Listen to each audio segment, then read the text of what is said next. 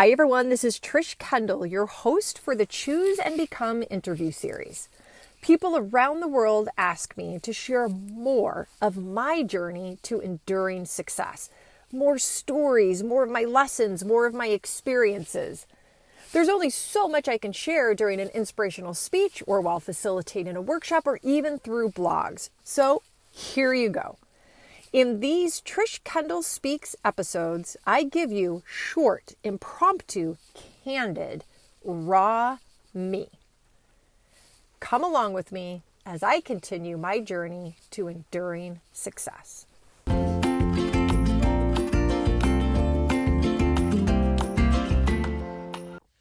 Hi everyone, this is Trish Kendall with Choose and Become. It's Friday, late afternoon, but it's so dark in Boston. It seems like it's nighttime.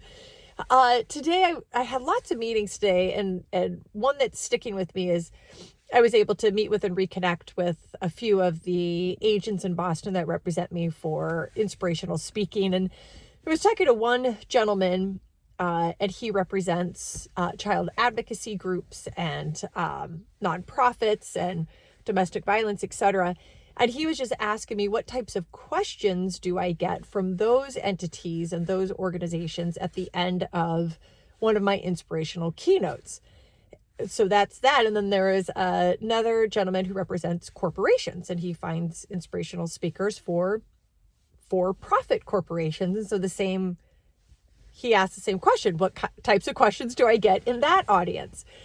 And the interesting thing is, more times than not, I get almost the same questions because people are people.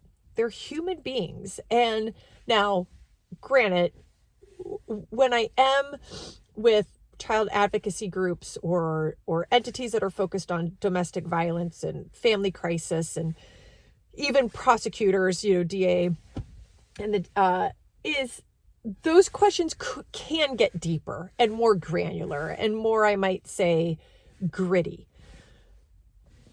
But there is a common theme. Questions that arise are about my dad. Is he still alive? Was he prosecuted? Do I have a relationship with him? Did I forgive him? That's a consistent set of questions across any audience.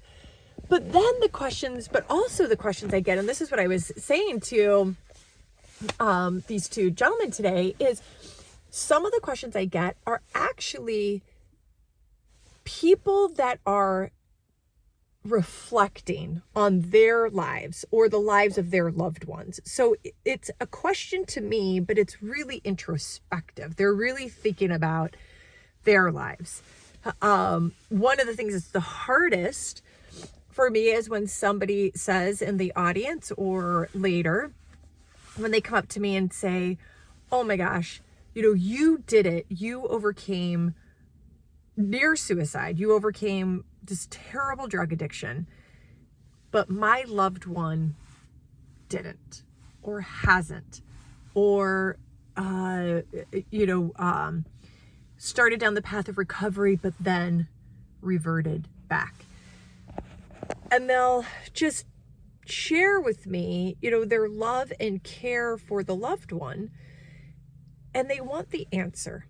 They want the answer of, how did I do it and this person hasn't done it? Now, in my inspirational keynote and workshops and my ongoing Trish Kendall Speaks and all this stuff, I get into more detail around the 5 critical choices that I made that moved me from this drug addict, thief, liar thing, and the 5 critical choices I made that brought me to the enduring success that I enjoy and I nurture and I savor today. So I have a journey. I have a pathway that I share with everyone. Anybody can apply that pathway in their lives. These are universal choices. But that's the key. And is that it is a choice. And it's so hard for me sometimes to say that, because For others, it might feel like there is no choice. You know, that they are so in the bottom of the barrel, you know, that just so far gone that there's no choice for them to come back. For me, I know and I believe and I have experienced and I have lived the power of choice. Success and recovery is success begins with making a first choice. When you're thinking about your loved one, when that person is struggling, when they've shown steps and movement to recovery or to success, 2 steps forward or 1 step back, just continue maybe to be an anchor and remind them of the power of choice. And what I think, and this is what I say to audiences, is my sister was my hero. My sister never stopped choosing to offer me help. Now, it took me a very long time to accept it, but she never stopped offering.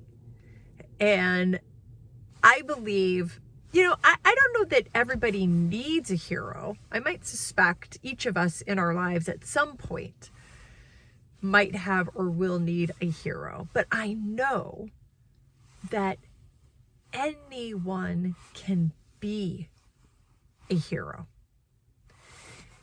So those are the 2 messages that I try to relay when I am asked the hard question about how'd you and not this person. The power of choice and be a hero. Thank you for being along this journey with me. Choose and become.